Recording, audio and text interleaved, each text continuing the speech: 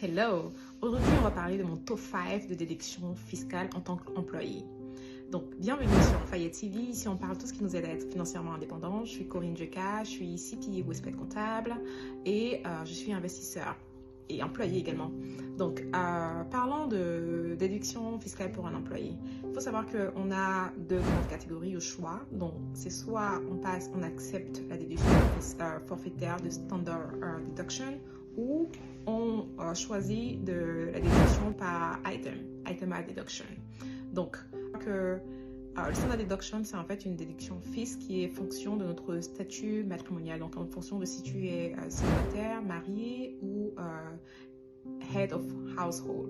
Ça, c'est pour toutes les personnes qui ont à charge, soit un enfant ou un adulte, qui qualifient.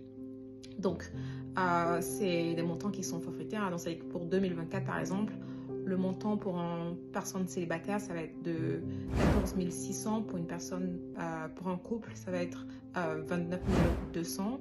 Donc, en fonction de combien tu qualifies pour ces standard deduction, tu peux regarder en fonction maintenant de ce que tu qualifies en tant que itemized deduction et voir ce qui est bénéficiaire pour toi, ce qui est plus bénéfique pour toi, pardon.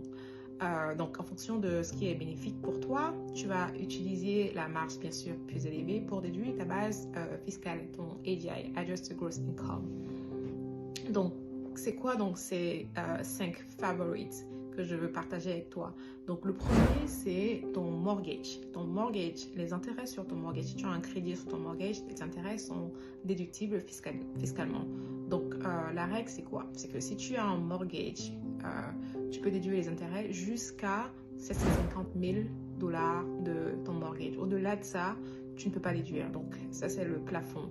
Si ton mortgage a été acquis après le 16 décembre 2017. Avant ça, ta marge, tu peux aller jusqu'à 1 million pour déduire.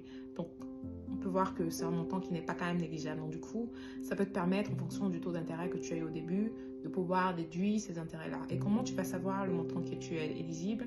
C'est tu vas obtenir de ton banquier ce qu'on appelle le 1098, qui est ton état d'intérêt que tu as eu sur l'année. Généralement, il te l'envoie par la poste en janvier. Donc, tu vas juste regarder le montant des intérêts et en général, ça dépend de ton loan again une fois de plus. Donc, ça peut être autour de 20 000, 30 000, voire même 40 000 en fonction du nombre de ce que tu as comme mortgage. La deuxième, ça va être le property tax. Le property tax, ça peut être très élevé, right? Tu peux déduire jusqu'à 10 000 $ de property tax. Si tu es dans les États comme Texas, New York, Californie, ça peut aller très vite. Donc, tu vois que ça te donne encore une autre marge. Donc, si tu additionnes ça de ta précédente dépense d'intérêt sur le mortgage, ça peut vraiment grossir. Donc, à côté de ça, tu as également tous les intérêts en student loan que tu payes, que ce soit pour toi-même ou pour ton enfant. Tu peux également déduire les intérêts sur ces loans-là. Donc, ça fait mon top 2.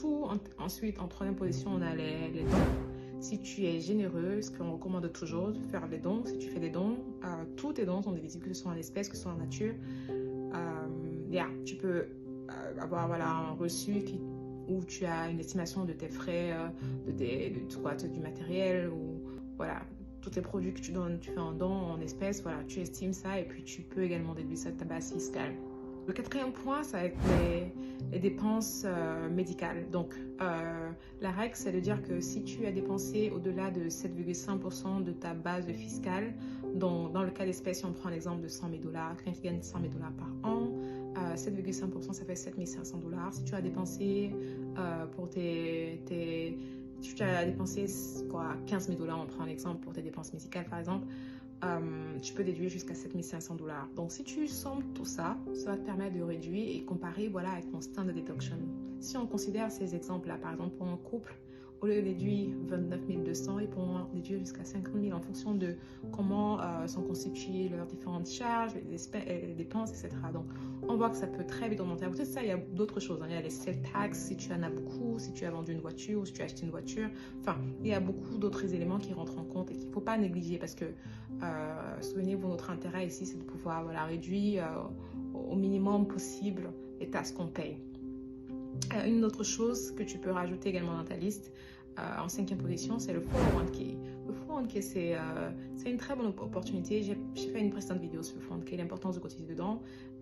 Tout ce que tu as cotisé dans le 401k, c'est tax deferred. Donc, du coup, tu vas pouvoir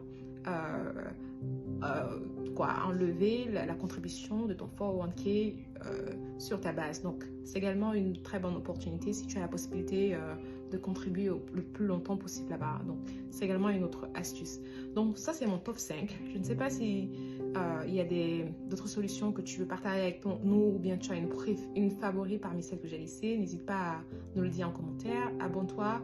On fera, et comme vous l'imaginez bien, hein, c'est pas la meilleure catégorie pour les déductions. Parce que je pense que là où on a encore plus de mal, c'est le statut d'entrepreneur et d'investisseur.